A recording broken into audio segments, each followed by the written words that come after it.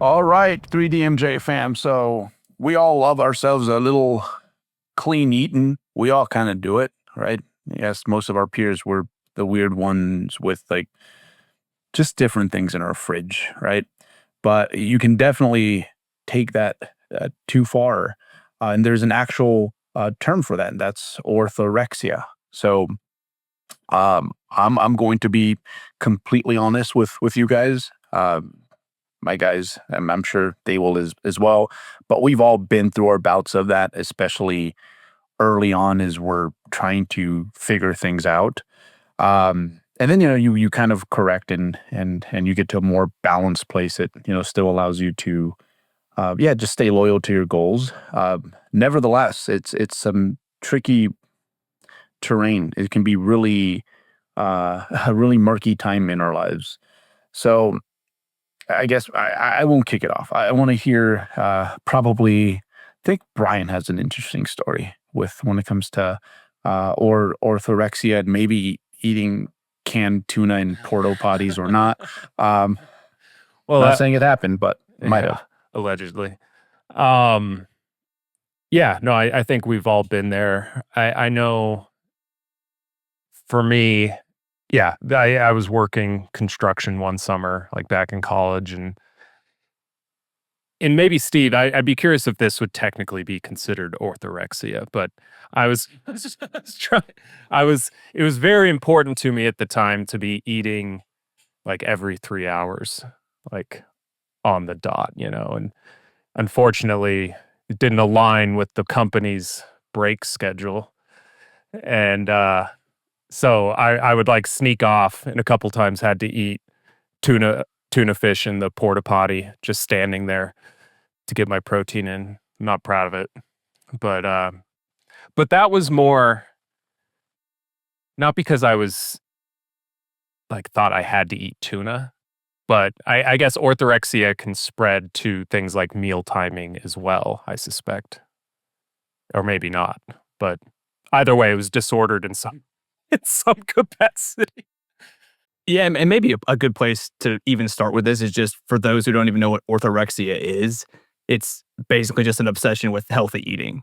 So it can manifest in many different ways, like Brian was talking about how it could be a meal timing thing, but it's just the umbrella is just an obsession with healthy eating, and it can come with some pretty negative consequences, stuff like nutrient deficiencies, or especially how it impacts your quality of life. So, like obviously, if you have to eat every 2 hours and you're only going to eat from these same 10 foods and you're afraid to break from that routine, that's certainly going to impact your relationships and your job and all kinds of things. So I don't know. I think it's just a good place to start is like, what is it and kind of why we're talking about it and the negative things that can come from it. Um, I don't think last time I looked, it wasn't like officially recognized in the DSM-5. But most eating disorders or disordered eating, when you're analyzing whether things are an issue or not, it's how is this impacting this person's quality of life.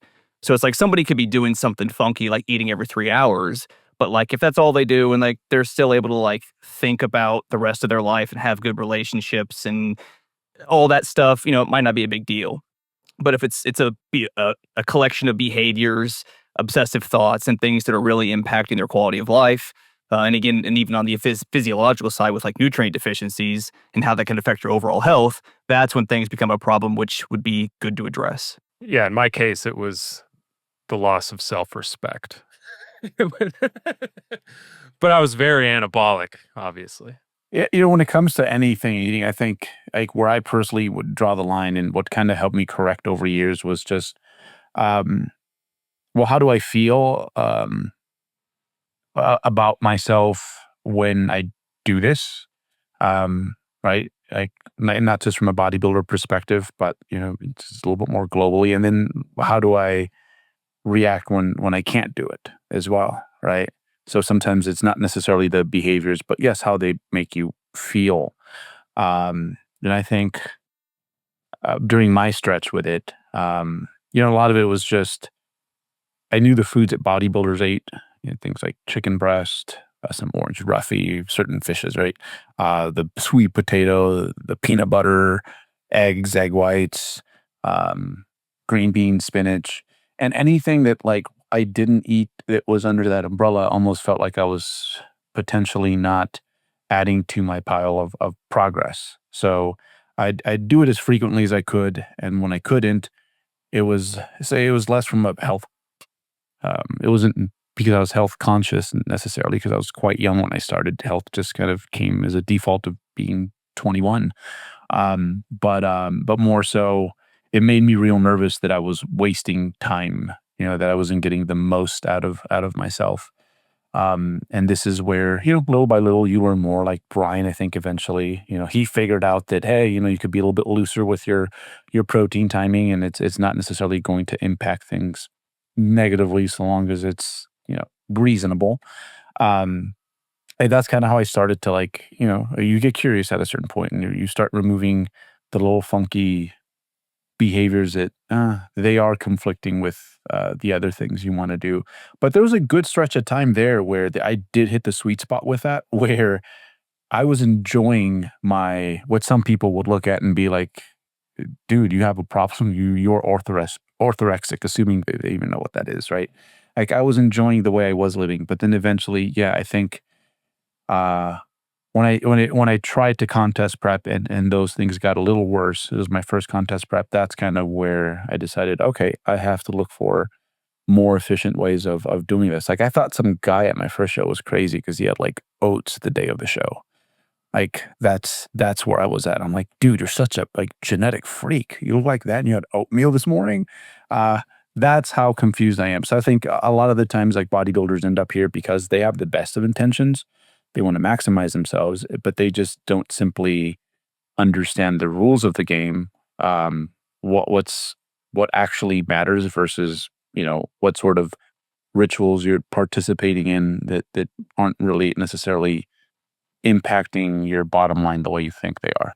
I think a lot of it stems from one of two sources, either just outdated information, like somebody thinks they need to be doing something, or like that is the way to do it, like the meal timing thing, like I have to eat every 3 hours or I'm going to lose all my muscle. Or it's a fear thing. Like they just have done certain things and they've gotten results from doing that and they're afraid to move anything because if they move something, they might Mhm. lose what they've achieved. So I think a lot of times it's or a fear of gaining fat obviously is a huge one. I mean, that's probably the biggest thing. Most people who struggle with this, a lot of times it's fear of gaining body fat. So, but I think it stems from old information or some sort of fear. What do you guys do when you have an athlete when you notice they're kind of starting to maybe get into some stuff or that might not be good? Yeah, I think this topic in particular is interesting to me because it's not like if somebody's depressed and you explain to them like let me explain like the physiology behind depression and like why, like and all is that they don't feel good, and like giving them more knowledge may not help them. In some cases it may, but orthorexia seems to be one of those things that I think in many cases, not all, but can be remedied or mitigated with just education and, asking follow-up questions. Okay, why are you feeling this way about carbohydrates? And then you can kind of go down some of those paths and like, okay, this is why, insulin response to a meal probably isn't as important as you think for your goals, or as detrimental as you think for your goals. Um, and so kind of peeling back the layers a little bit, I think helps people. Whereas something else that's more behavioral that they can't pinpoint why they feel the way they feel, that's a little bit harder. So yeah, I think education just goes a long way. I mean, I think a lot of it has to do with timing too. So, like, I've had clients who might be doing something that is, it's probably inefficient or it's probably, they definitely don't need to be doing it, but they're fine doing it and they don't really want to change that. And even with the education and that kind of stuff, they're just not at a place where they're like ready to give that up yet. So I think a lot of times they have to finally get to a place where like, okay, this is starting to get in the way. What are some other options? So, and that's like when you said, Brian, that's when you can provide that education that, okay, well, you do have many other options. But yeah, I've just noticed it's like the timing has to be right. Yeah, and I think it's also common for, a lot of bodybuilders that have been in that setting for a long time where they're very, organized with their eating, they're very robotic. That's their comfort zone at that point. And so a lot of people will say like, okay, well, it's not providing a negative detriment because like I'm enjoying this process. But if you take that away, if it increases your anxiety and you feel abandoned without it, I think that's how you can kind of like if I have a hunch that somebody might be kind of leaning in that direction, it's like, okay, what happens if you don't do that? And it's like, okay, I have a really hard time with it. And it's like, okay, well, let's address it based off of that. Or, do a week where we intentionally kind of branch out a little bit and see how you feel and maybe give yourself reassurance that nothing bad is going to happen, And so, but I think there's a lot of people in denial that it's like, no, this is just part of my lifestyle. I enjoy it. And then once you remove that, they feel just completely abandoned. So, yeah, I think that's kind of a scapegoat for some people. A lot of this is just how people end up here. Yeah, it's just dependent on your like early education and again the rituals that you partake in every day that because it started working at a time where, to be honest, like especially when you first start, anything will for the most part work so long as you're consistent with it. I think that's why it's hard sometimes to get people away from that because sometimes there are rituals that they are participating in that I'm like, you know what, I don't think this is necessarily this way of clean living necessarily better. Sometimes there's things they're doing that can possibly be making them worse even. Um, and usually that's how I get in there. Like it's like, okay, like this thing that you think you have to do because of like bodybuilding, like folklore, you don't have to be doing. And guess what? I think it's something that's kind of impeding our progress right there. That's usually going to be like my first like step. I usually don't wait for the social stuff. Well, usually that just takes a little bit longer because right away when they come to you, they come to you because something's wrong with their bodybuilding. They need to fix it. And you can just like pinpoint that one little thing and it's like, hey, because bodybuilding orthorexia just looks a little different compared to I think what the layperson's orthorexia looks like. Because like for them it is like generally what's the name of that person who's trying to live to be like 150 years old or something and like he goes over his diet and everything has a purpose. Like everything has a purpose. Okay, you see, I mean, that's an extreme case, but that's usually what other people are trying to do. Whereas like with bodybuilders, they're literally just trying to really increase their bodybuilding like profit margin. So there's other things that are like thrown in here. Like I don't know, like I could only have one scoop of whey a day at most, but it'd be better if I have none. Things such as maybe eating way more protein than they actually need, or eating so many whole foods. And this is a person who just demands a lot of calories that they're having all sorts of digestive issues and having a hard time getting the food in without feeling terrible. And they got the fiber gut. We're all familiar with what that looks like. Like these are the issues we usually deal with. And like for me, easiest way to just get there is like, hey, this thing you're doing that you think is super important that you think you need to do, or if you don't do it, it's going to create some bad outcomes. Like it's actually the exact opposite. Like we need to completely abolish this thing, and guess what? You need to, I don't know, throw in some Pop-Tarts with your breakfast so that you just feel better in the morning. And it's amazing how like once you can get somebody to start experimenting, how they almost always feel better. Like, oh man, I feel like way better with these extra Pop-Tarts versus all this oatmeal. Like I don't feel as bloated and my training feels better. And it's just like, it's just kind of like try to push through that fear a little bit to they actually test the thing. And then once they test it, they almost always are like, oh wow, this is great. Yeah. It's like exposure therapy in a way, Yeah. You're making them go through it. And I think it's also worth maybe mentioning how the pendulum sometimes swings the other direction. And I think Berto, we probably saw this as we were kind of in the transition from like the meal plan to like the more flexible eating approach. I'd say 2010 to 2012-ish timeframe. It seemed like a lot of people were transitioning off these meal plans, gaining some flexibility, having their fear eased, realizing they could include some variety, and then abandoning some of the other, more nutrient dense options. Um, so yeah, I think that can create its own issue in itself.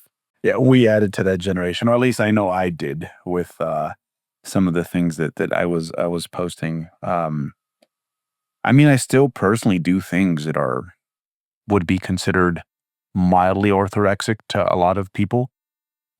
People who, again, because it's a weird one. Most people have no idea this exists. I'm sure a lot of our listeners had no idea this exists. They thought it's just being a obsessive bodybuilder, right? But like I prefer most fruits to dessert.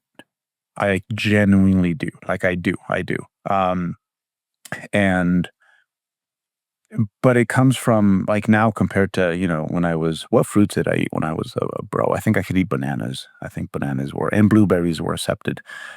It was like out of, fear that, there was something vital in those items that if I didn't eat them, my biceps wouldn't grow the way they could have. Whereas now it's like I prefer these foods just because how do I say, they satisfy me at so many like different levels. Like I feel like um, I'm doing something for, yes, the bodybuilding side, but also from like a health perspective. I feel like, okay, I'm investing into my health as well. Um, or also how I just relate to stimulus, because a lot of desserts or processed foods, it's like it's like social media. They're there to captivate you, to come back, to eat more and more.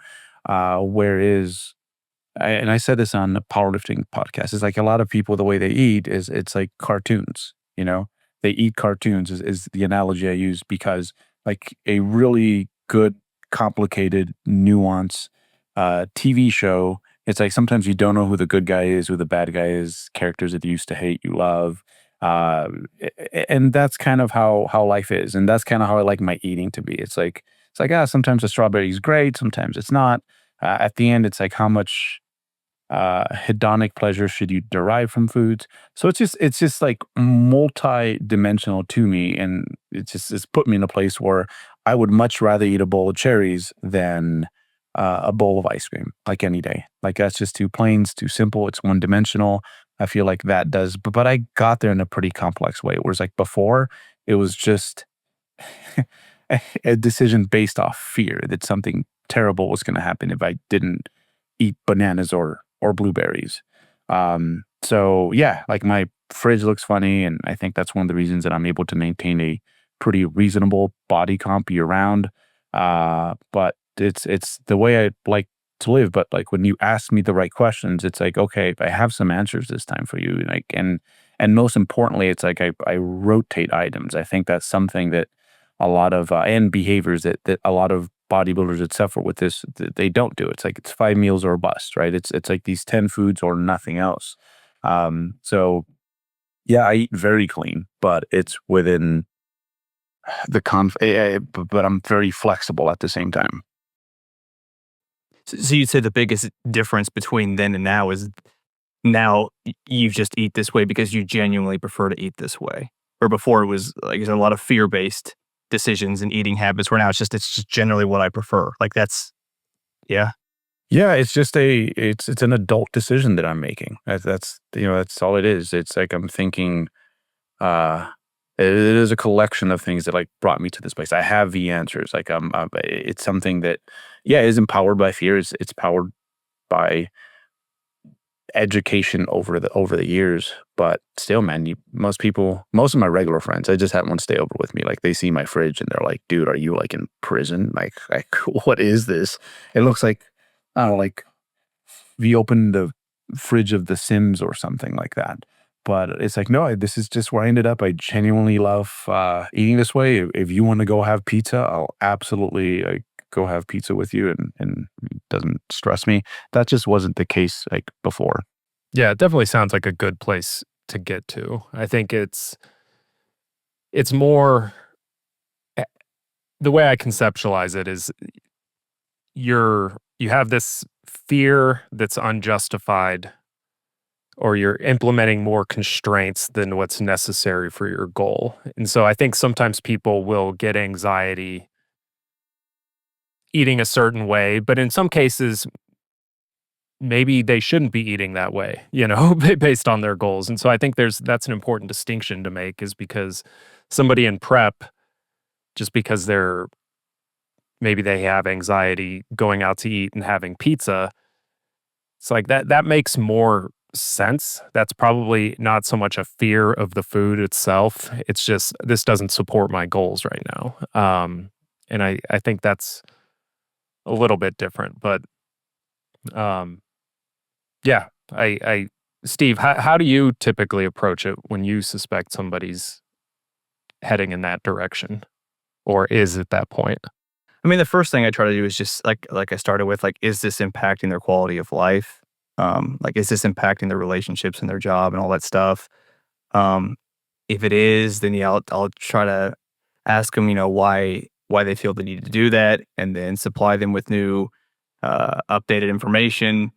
Um, but really, it's so much on them of like being in the place where they want to change that thing.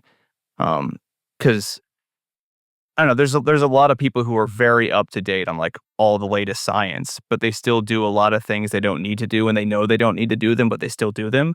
So it's like me just even telling them, like, the education piece works really well for people who like aren't as up on the science. It's like they're still like 10 years behind or whatever, and they're like, oh wow, I had no idea. Like those, it's like what you said. Like that could be a quicker fix, because it's like they just weren't aware of that. But then there's that other side where it's like the people who are already kind of aware of what is not and necessary and what is necessary. Um, and I'll try to nudge where I can. But it's like if somebody's not ready or wanting to change that thing yet, there's not really a lot I can do, I guess, is so it's like there's definitely people where it's like I would love for them to try not doing something for a while, because I know that I think I think they would really enjoy not doing that anymore. But they're just not in a place where they're ready to like do that yet. So I'll be patient and try to nudge the little things where I can, but and hopefully the timing, they have a life event come up where now all of a sudden they actually need to change that thing, and then I can step in and say, okay, cool, now let's go for it. So kind of a long-winded answer, but like, No, yeah, I mean, it makes sense. I think it's what's interesting to me are the situations, like you said, they're aware that they don't need to be doing it, but they still are. What are some of the things you think drive that?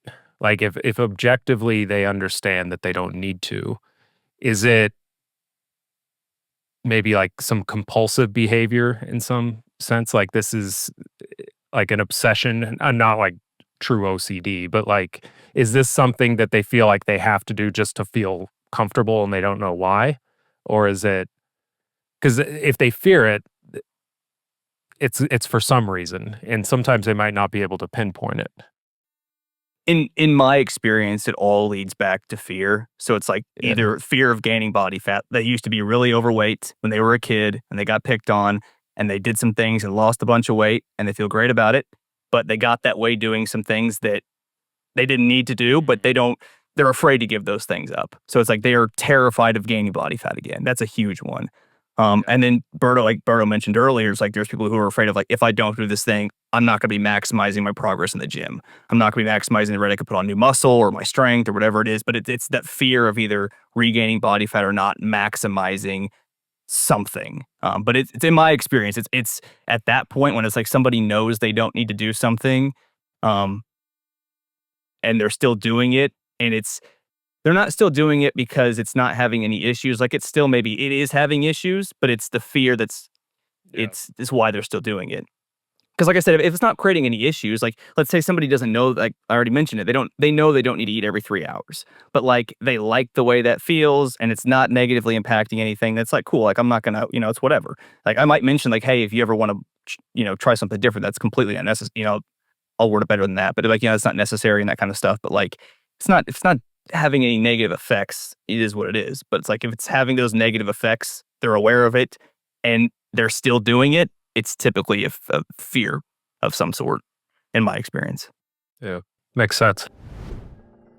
Hey 3DMJers, this is Andrea Valdez hopping in to remind you about a completely free video course in the 3DMJ Vault called the Pro Bodybuilder Case Study. It's probably the closest, most detailed look at a full-blown contest prep cycle that you've ever seen or been able to follow in one centralized location. One of our 4 head coaches, Brad Loomis, will guide you through an entire 3-year stretch between competitive bodybuilding seasons with one of his longtime athletes and professional bodybuilders, Phil de Guzman.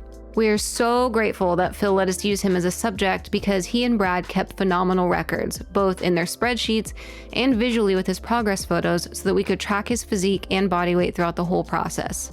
You'll get to follow his career from when he won his first PNBA Pro card in 2020, through his initial recovery phase, through his first cut to make weight for a powerlifting meet, through his second and more robust off-season gaining phase, through his initial prep positioning diet and preseason holding pattern, and finally through his final contest prep fat loss phase where he won his second WNBF Pro card in 2023.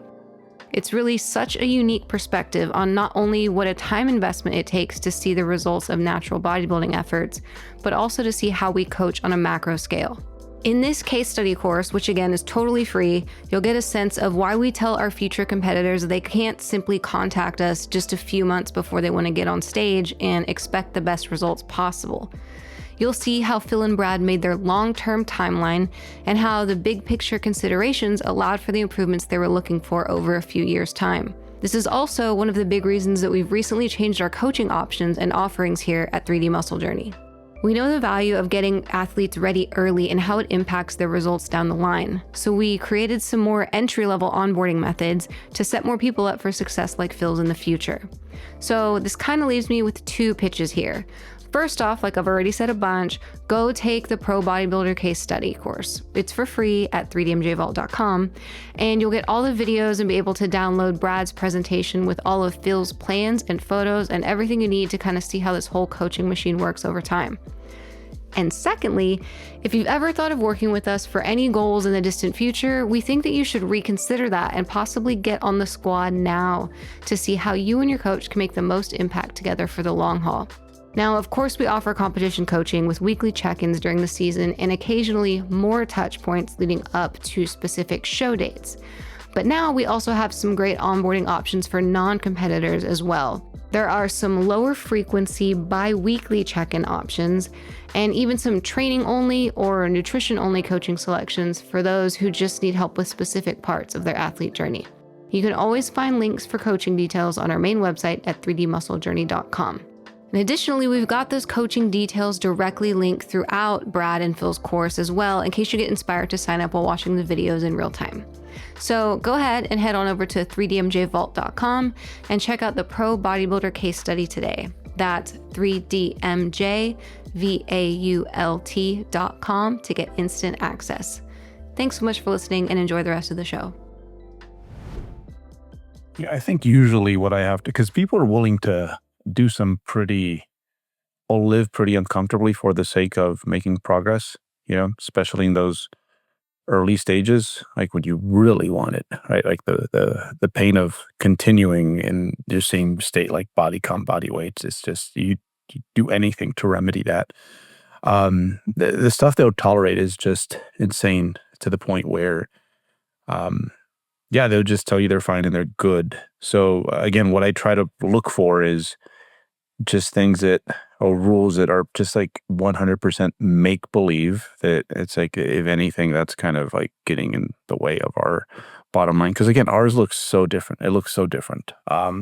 There's nothing wrong with like rituals. I will say this, like there's things that I do because they put me in that mode. Like I bought sweet potatoes yesterday because I'm going to be prepping like in 2 weeks. And I know there's nothing magical about them, but they're almost like a trigger food. Like if I'm baking sweet potatoes, okay, you know, things are getting pretty serious around here. So like, yeah, there's like some of like that is fine. I think if anything, like overly analytical minds sometimes don't leverage those things like enough, like the romance slash symbolic part of the things you do for this. But yeah, but there are certainly rules that are still out there that are, I guess, impacting like so many people who are trying to do this bodybuilding thing at a pretty high level. Like this is their thing, and they don't realize they're doing it. Or they don't. Yeah. Well, like the biggest one, the most common one I see is the eating out. Like a lot of folks like refuse to, and if they do eat out, it's probably one of those scheduled like cheat meals. So they're just kind of like binging for like this 2-hour window or something like that. But that one is like absolutely huge. Like people don't realize how food just brings people together, right? Like eating a family dinner, going out on a date like once or twice a week, meeting up with a friend, like those sort of things really just add to the quality of your life. So like if I have to think of like all the rules that like bodybuilders might be following out there, that I think it's the most senseless one is like the never eating out. There's a lot of, it's more of a novice infraction, but I think sometimes we forget how many novices are listening to podcasts like this one. So,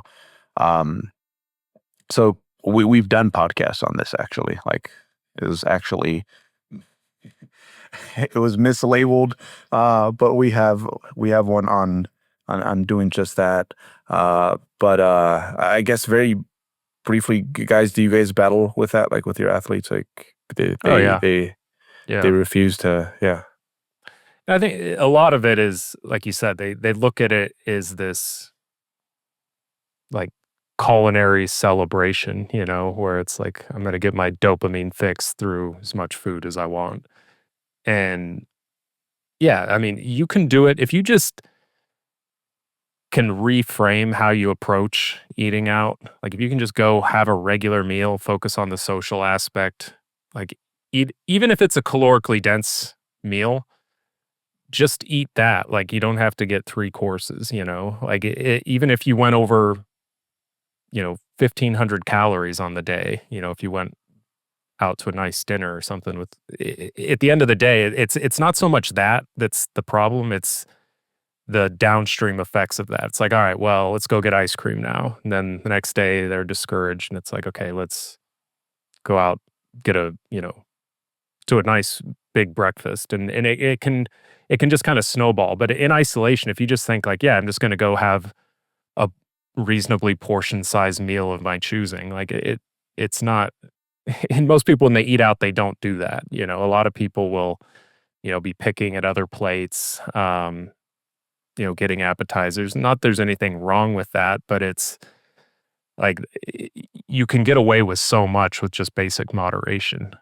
I mean, we've already said a few, but I'd like to expand on this list. Like all maybe the different behaviors and things that we've seen that, like we've talked about, only eating from a certain list of foods, or not eating out, or not being flexible at all with your eating out. The meal timing thing.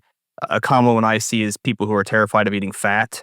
Like it's an extremely low fat diet, even when they're trying to build muscle and gain weight or maintain or anything. It's just like terrified of like dietary fat. So it's like very high protein, very high carbohydrate, very low fat. Trying to think, what else do you guys see as far as like common maybe behaviors that are unnecessary, disruptive? So I got one. I think this is a popular one. It's probably second to not wanting to go to McDonald's. And that is the 3-number system. Like you're still hitting macros, like it's 20, 12. And I think it's a wonderful course to take. Like that's how I explain it to my athletes. It's like, hey, take it for a few weeks. You will learn some things. You will learn that, hey, you know what? Like in oatmeal, there isn't just it's not just a carb. Like it's got fat, it's got protein. You'll see how quickly fat adds up in terms of like calories. So there's a lot of it's a course I think worth taking at some point, but I think people run that thing for like way too long. So I think at some point, just calories and protein will be superior. Like anyone who's followed some sort of reasonable diet that's brought them some good success from a body comp standpoint. Usually these are high protein diets. So at the end, it's like, it's not your low carb diet. It wasn't necessarily your low fat diet. Second to controlling your caloric intake, it was the fact that it was a high protein diet. So, and given the nature of strength training, like it's not as glycolytic as like other sports. You're not running full court basketball games here. Like it's very pliable in regards to like, are 15% of your calories coming from fat or 40%? It hardly matters. But I think where it really shines is that it just really broadens up menus. So over the long term, like what's going to happen is this is going to be a diet with a lot more variety. It's like, hey, you can, get some whole eggs in now, right? It doesn't have to be just, I know this from my freaking like tracking fat days. I know that the order of fat and oatmeal was like, it was oatmeal, I think it was spelt, and then when you got to poverty numbers, it was like triticale. Like, so I've been ill, folks. I've been there. But yeah, so with just calories and protein, I think it's plenty. As a matter of fact, with my contest prep athletes, that's all I have them track. And one thing I've noticed is that they are just less beat up. And I imagine it's because, yes, we removed this extra layer of restriction that didn't have to be there. And whether you enjoy this or not, like it's still a cloud that's like hanging over you. But what I think really does it for them is that, hey, like fat loss, if you view it through a vacuum, even if it is what you really need, like it's malnutrition, right? And when you have like more, like just a varying amounts of different foods coming into your diet, it's like, hey, beets today, some apples today, it's, eggs, no eggs, you could have some steak, things like that. They look a lot healthier by the end of the contest prep. So So yeah, that's the big one. I think the tracking macros do it for a few years, and then the best system for you, not a few years, a few weeks till you get the hang of the system. That's the issue. People are doing it for a few years, and then just go calories and protein. And I was kind of skeptical. I think Eric did this first, and I'm like, bro, you must not really give a shit about bodybuilding the way I do, is what I thought. And then I'm like, you know what? Like, no, this makes sense. I've seen it work.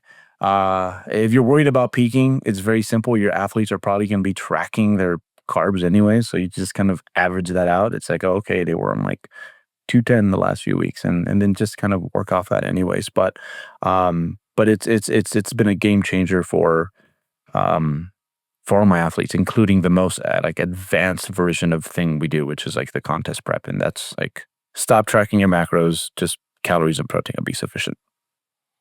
Yeah, I'll get that. That's a good one. And I'll get that question a lot from people. I almost get the impression they sort of take it not as an insult, but like They do. Like you realize I'm willing to do what it takes, and you're giving me like what the noob like tier here, and it's like, no, you're like, this is something that we have even our highest end athletes doing, like up until their show. I think if there's, sometimes I'll try to standardize things a little bit the last couple weeks, just only for predictability reasons. But even that, like you said, Bert, it's probably not necessary if you just average carbs out. So, yeah, that one's big. Go ahead, Steve. I'm going to think here for a second. Okay. Yeah, no, if you're tracking macros, like you're basically, I don't know, wearing FUBU or something like nowadays. Like that's what it is. Hate to tell you, buddy, but that's what it is. I'm glad I'm not the only one who experiences that pushback, because it is very much, because tracking macros is it's so mainstream now. It wasn't like 10 years ago. But like when I'm like, we only need to worry about your calorie intake and your protein intake, and like, let's get enough fruits and veggies.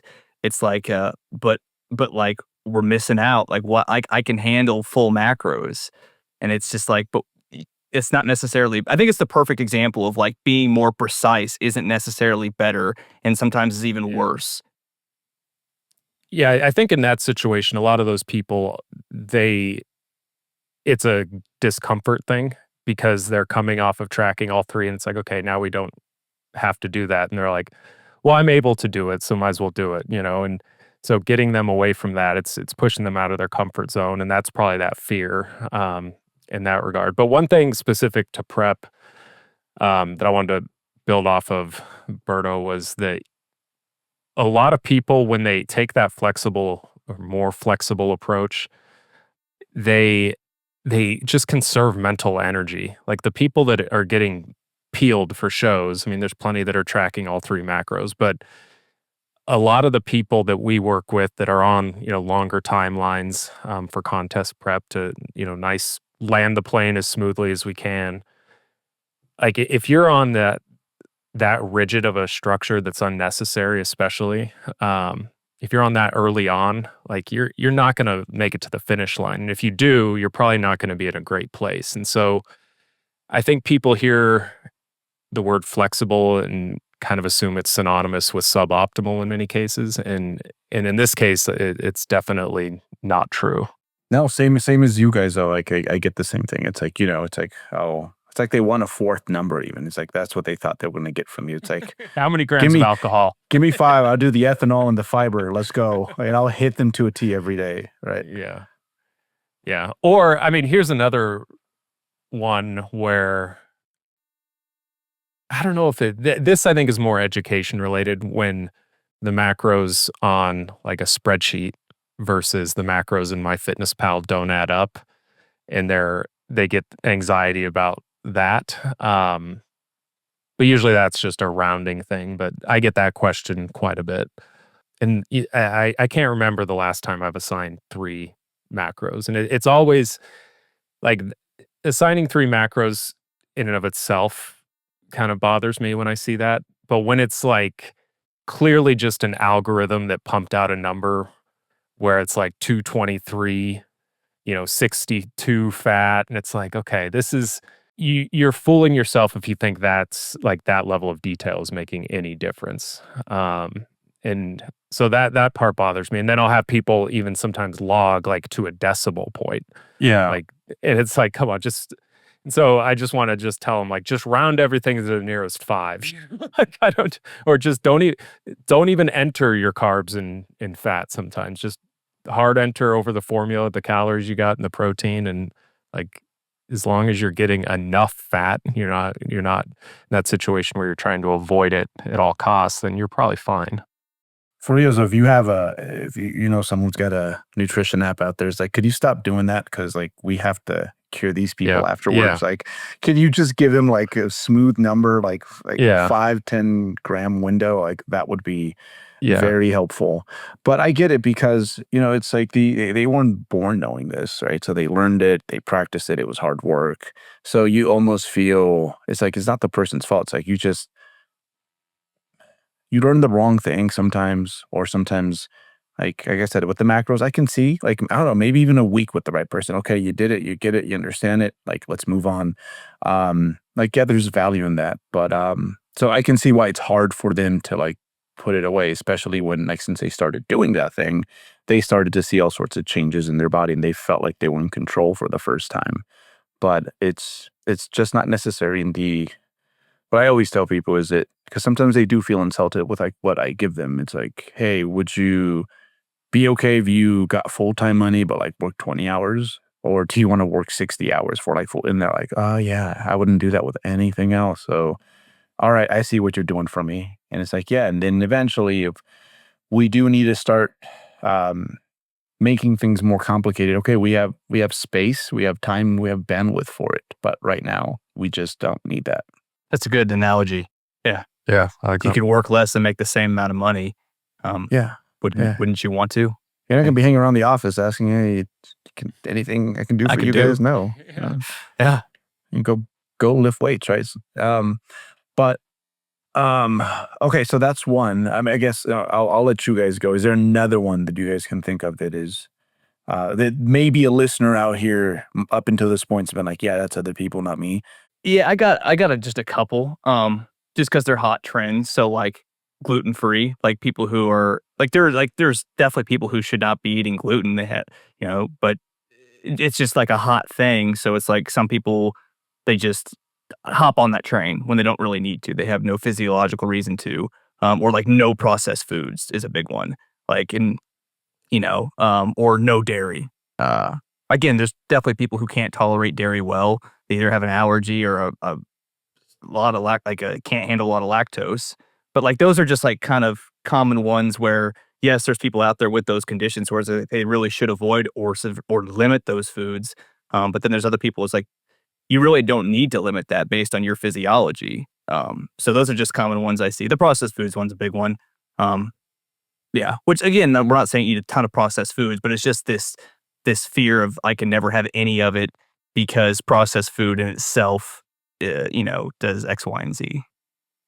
Yeah, or just eliminating an entire macronutrient group, often wiping that off the table. I actually do have some non-bodybuilding related experience with that because when I was like 20, my dad had like a mild heart attack and he's fine now. But I remember like the cardiologist had him like on very minimal fat and like I wasn't very knowledgeable on any of this at that point. And it was like very fear-based, like, okay, this runs in my family because his dad had heart disease. And so I remember for about a year, like just being like overly concerned with limiting fat as much as I can. Like I'd have like curry, like Thai curry and be like, that's a lot of saturated fat, and so like that was more of an education thing. And I think in that situation where there's people that are eliminating things out of fear, usually I can remedy that with just getting them up to speed on like this is why that's not the case. I've been lucky in that regard, but yeah, there's going to be situations where it's deeper rooted than that. What about people who, let's say people who are tracking or tracking within a range even and exceed the top end of the range a bit and then feel like they have to restrict the next day, and so it's almost the message, like at the end of the day, it is checks and balances, so it makes sense on paper, but when it starts to like interfere with your following day and then you're restructuring things that had a very negligible impact, if you went over 200 calories, like our deficit's larger than that for the week, like we can still make a net positive here. And unless we're 3 weeks out from a show and it's something we're actually concerned about, which even then it's not really the case, then realizing they don't have to pull back, just get back on track. It's hard because I think we've all done it before where it's like, well, I think everybody's done it. I mean, the average person that doesn't track their intakes doing it every day, it's just based off of satiety rather than a fear. So I think that's the difference. Yeah. It's like it goes back to how does that make you feel, right? Like I know that if I have a lot of pizza with the family, like one evening, it's like, okay, next day there's a good chance breakfast is just going to be smaller, and not necessarily because I'm afraid of putting on body fat, but more so because if I really listen to what my body's telling me, it's like, dude, you're really not that hungry. Just like get the main priority things in for breakfast and like move on with your day. But yeah, that's a huge one because, eventually people can dig some big holes with them because then that causes that feeling of restriction. And then like, I think we're already not in a good place. Something happens on a random Tuesday and then like, boom, it's like they blow up and then they're trying to make up for that. And it just, sometimes the best thing you can do, like most of the time, in fact, just like forget about it and like just move on and get back to the consistency you were seeing before. Yeah, I think the reason why somebody the next day, it's like, is it guilt? Are you reducing because of guilt or because you genuinely weren't hungry? Yeah. And that's really, I think, experience not tracking. That's why that's super helpful because like if all you can do is follow numbers, then like the next day you might feel like you still need to stay within a certain range. But if you're used to just listening to your body, like Berto was saying, you'll wake up and you're like, I'm just genuinely not as hungry. It's easier to eat less because you're not really following numbers. You're just listening to the feedback your body's giving you. So I got a big third one. It actually ties into what you said. Like, so this one is just feeling like you have to track for the rest of your life.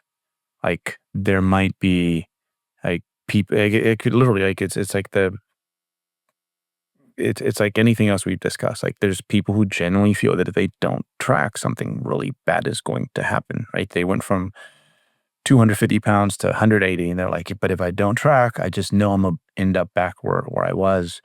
And you know, like what that looks like for different people, it's gonna look a little different for everyone, because everyone responds differently to the current food environment, or you know, we have to take into considerations like their own physiology, or what they've personally been through historically. So the pace will look different, but I think for most people, you can absolutely get them to the point where they just have these like patterns and systems that are very passive, and you know, the reason, and they, for the most part, they're not just, you know, riding in the passenger seat of the vehicle. Like they understand what it is that's going on, what they're doing, what to look out for, what they're prone to, and it just, again, it's going to look different. But I just, like, we see it, Brian. There's guys who are competing at, I don't know, 170, and like this dude is tracking everything to go from like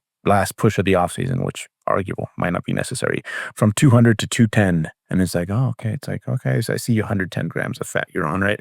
It's like, it's just, it shouldn't be like, so I think that's a big one. It's, I think, and even the people who feel like they can't do it, it's like, you know, the human genome hasn't changed a whole lot over the last few thousands of years. Like, and if you were to see, I don't know, pictures of your, I don't know, great grandparents, it's like, they kind of look like you, and they're, but they're like, I don't know, like the dudes are all like 150 pounds, and like they weren't running around, how do I say, like starving and food focus is, again, different environment. So like we can all at some point get to the point where we can maintain a reasonable, like healthy lifestyle where we listen to our bodies, we understand what we're prone to, and then also are able to think like contextually, like, so what are you planning to do the next 2 months? Do you have a vacation coming up? Do you know it's winter? And guess what? Like winter, you're just not as active, so you're going to gain a little weight. So just having that sort of skill set, I think, to me is like the ultimate form of being a flexible dieter, which like at this point we've discussed. It's like, it's not a cop out. No, like being flexible is what kind of keeps you in the game like the longest, which is important. Like if you want some really good results, and it's what's going to make you the most durable when like some weird things happen, like from a dietary standpoint, or from just anything. Like pandemic proved that, like it showed a lot of people just how flexible they were, or they weren't, right? And my most flexible athletes were the ones that, hey, like I'm making it work. You know, I understand, of course, the principles of weight training, but the same thing when it comes to the principles of nutrition. And those were the people that were able to go through that mostly like without it affecting things a whole lot, other than like it sucked. So yeah, that's the last one, man. So like it still shocks people when I tell them, you know, that last prep I didn't track. I don't know. I think I might track for this one just because the situation is a little different. But like it's literally following the same rules as like it's just not that hard if you understand why you're doing what you're doing. Yeah, agreed. Yeah, I always try to let people know when they're going through that course of tracking for the first time, like this, you're going to be discouraged, and this is not the end game. Like the end game isn't to get you tracking. Like this is just an audit. You know, we're coming through, we're auditing your behaviors, auditing your calories, and then we're going to refine your behavior from there. But yeah, I don't like tracking unless I have to, you know? Yeah, it's an algorithm of your behaviors, right? Basically. And it's good data to like, yeah, pull from later, but Like the goal is not to have people tracking for the rest of their lives. And guess what? We have a course on that. Right. Pretty good course, in fact. Steve, is that where you try to end up with most of your people? And I ask you this because, like, for us, it's like most of the clientele we get, they're people who are just like, this is their thing. Like, this is their thing. So they're willing to put up with that, with those, like, they'll take them as challenges. Is that the same for you? Is that where you try to end up with your folks? Yeah, I always explain tracking like training wheels. Like I think it's like you guys said, it's great for like developing awareness. You learn a ton about food. There's a lot of benefits that come with tracking. But eventually we want to take the training wheels off. Like the goal of training wheels is not to have them on forever, so you can ride around without them someday. So, and with the people I work with, typically most of them don't want to have the training wheels on forever. So maybe I have a little easier time getting people away from tracking because they're more of like, I'll do it because I know there's benefits to it in these things, but I ultimately want to not track long term. So which makes that easy. It's easier sell for me, where you guys might have a harder time getting people to stop tracking. Just I can see clientele differences. Lower levels of neuroticism, I'd say on average, potentially, just bodybuilders on average just tend to be more neurotic, but especially about stuff like that. It's not everybody, but no stone left unturned, but it's like you're just flipping over this stone continuously and not finding anything new under it, So it's like save the energy a little bit. Well, that's what I always like. I'm like, hey, we want, my goal is always to have the plan B as least stressful as possible. This way, whenever any stress comes in their life, like they have the bandwidth to like deal with that stress, but still stay on track with like their eating and their lifting or whatever we're doing. So it's like how can we make everything as least stressful as possible so you have some room when some real life stressors pop in. Mm-hmm. Yeah, it's another good point. Trying to think about what annoys me that I see out there. That's usually how those things like make it on here. Yeah, that's but yeah, definitely, yeah, the tracking macros, the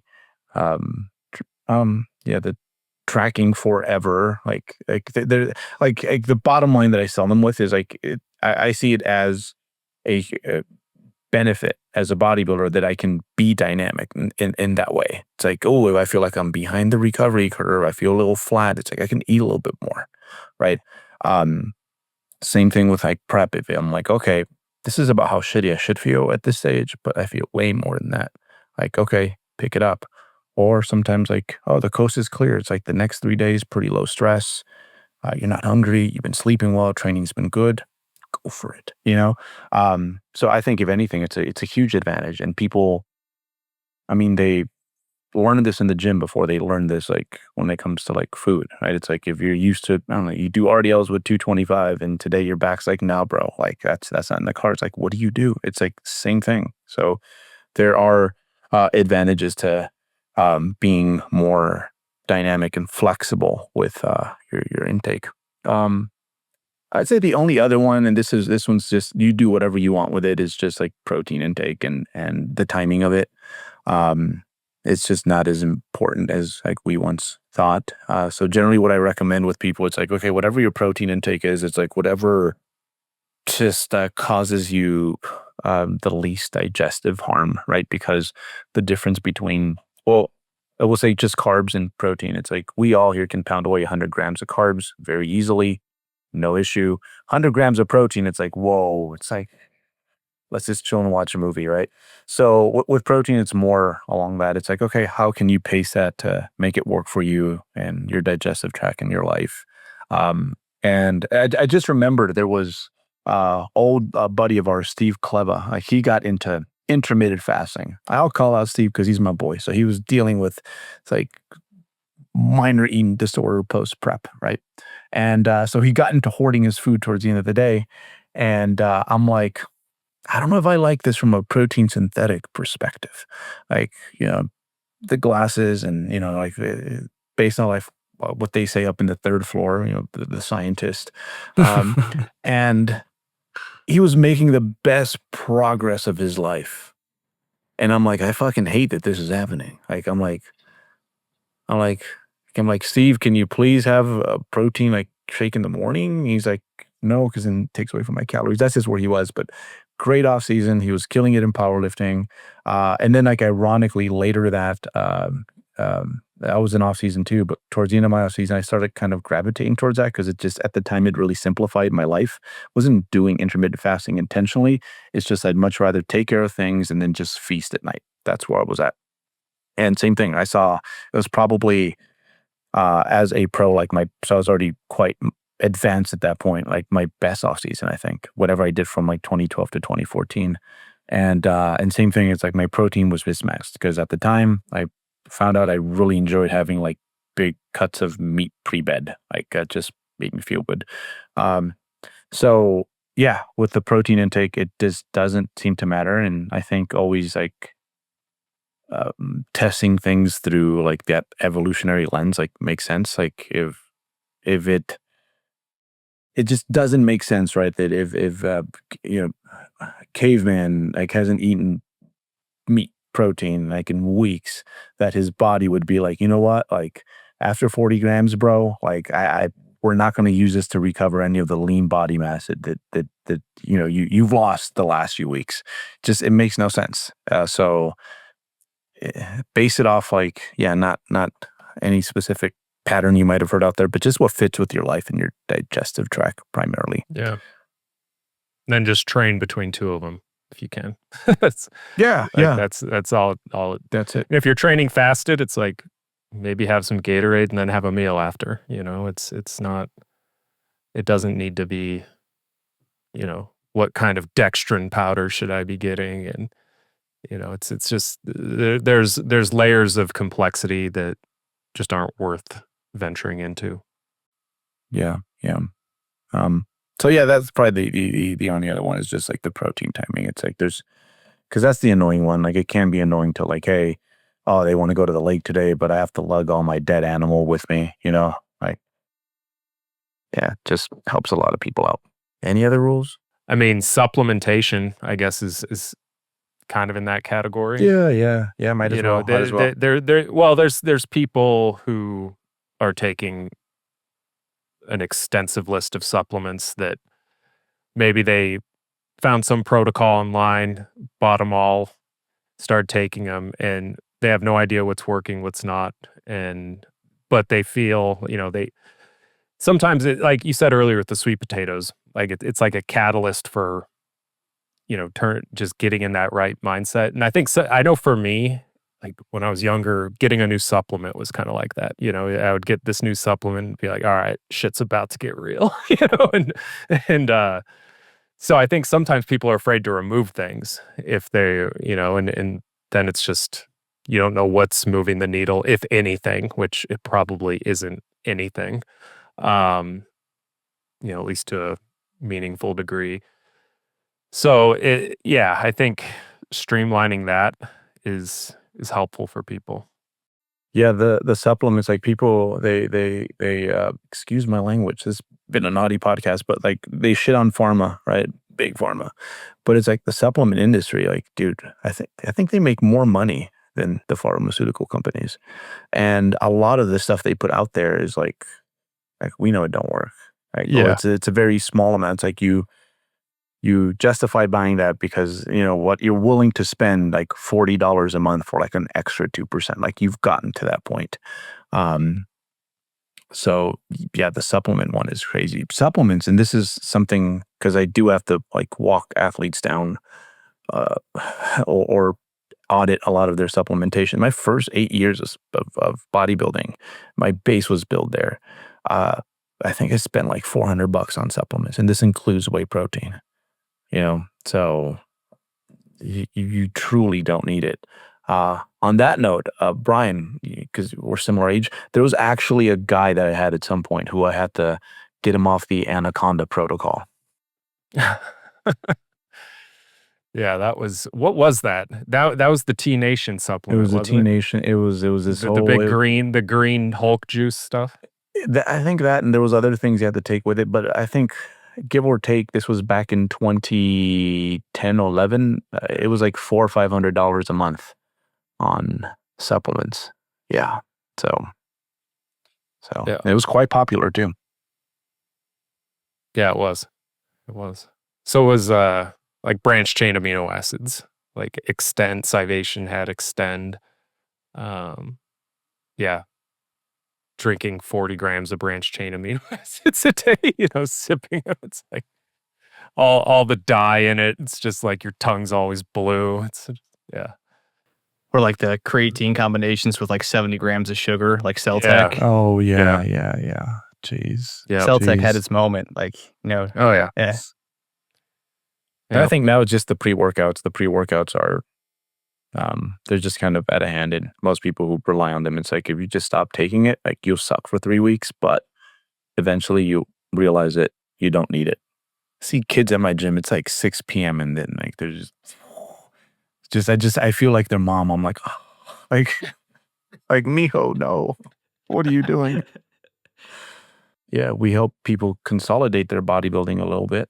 But yeah, that old saying, it's like it's the 20% of what you do that's getting you the 80%. Like I don't know how long that's going to be true for everyone, but I'm always constantly looking for like, all right, like what am I doing that's might be inefficient? Like what's actually like moving the needle for me personally?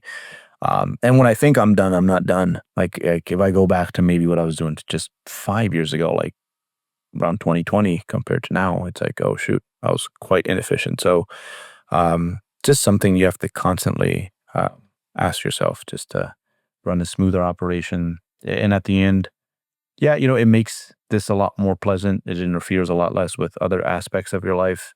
But again, there's certain rituals that I keep around. The sweet potatoes I'm about to bake after this, just because there's magical about them, but they're kind of inconvenient. Probably won't end up eating all of them, but they just make me feel like, yo, it's go time. So yeah, guys, anything to add? I was just going to say, I think it all just comes back to is there anything that you're doing that, you don't want to be doing, that's causing issues in your life? And then it's okay. Well, do you really need to be doing that thing? Yeah. Yeah. Yeah, I think that's exactly where you start launching that investigation. Is that thing you don't really like? It's like, but do I really have to do this thing? And then from there, it's like, hey, put other things to the test, and you'd be surprised, I think, more often than people think. And I'm gonna plug real quick. I made a video for the 3DMJ channel called "Why and How to Vary Your Fruits and Veggies" or something like that. I think that plugs in really nicely for increasing food variety. So we'll link that in the show notes. I think that's a good place to start. So, all right, guys. What's going on, everybody? Eric Helms here, Chief Science Officer of 3DMJ. Thank you for listening to the podcast. And let me just take 1 second to tell you about MASS, Monthly Applications in Strength Sport. This is a monthly research review that I do with Lauren Colenso-Semple, Eric Trexler, as well as Mike Zerdos. These are experts in their field, and we cover all the information relevant to you as an athlete or coach if you're working with strength or physique athletes, or if you're a recreational or competitive athlete yourself. We cover nutrition, training, sports psychology, and health. And we do this in written format, as well as, since you like the podcast, audio summaries, as well as video concept reviews. If you're a trainer, we also have continuing education credits for ACSM, NSCA, NASM, and ACE. So head over to 3dmusclejourney.com, click on the products tab, and you can find us there. I look forward to seeing you, and enjoy the podcast.